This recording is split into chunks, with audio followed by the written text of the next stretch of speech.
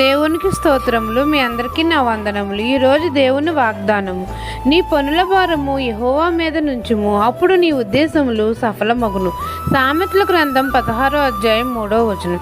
పరిశుద్ధుడైన మన తండ్రి అయిన యెహోవా మనతో సెలవిచ్చినదేమనగా, నీ పనుల భారం యెహోవా మీద నుంచుము, అప్పుడు నీ ఉద్దేశములు సఫలమగును అని. మన తండ్రి అయిన యెహోవా మన ఆత్మలను పరిశోధిస్తున్నాడు. కాబట్టి మనము జ్ఞానము, వివేకము కలిగి, చక్కని ప్రవర్తన కలిగి దేవుని మాట విని నడుచుకోవాలి. మనమందరము దేవుని ఉద్దేశములు మన చెవిని యొగ్గి దేవుని నుండి అనేకమైన మేలులు పొందాలి. మన పనుల భారము యెహోవా మీద ఉంచినప్పుడు తండ్రి మన ఉద్దేశములు సఫలం చేస్తాడు. మన మార్గంను యెహోవాకు అప్పచెప్పాలి. అప్పుడు తండ్రి మన ఉద్దేశములు సఫలము చేసి తండ్రి మన నడతను స్థిరపరుస్తాడు. తండ్రి మనల్ని తన రాజమార్గంలో నడిపిస్తాడు.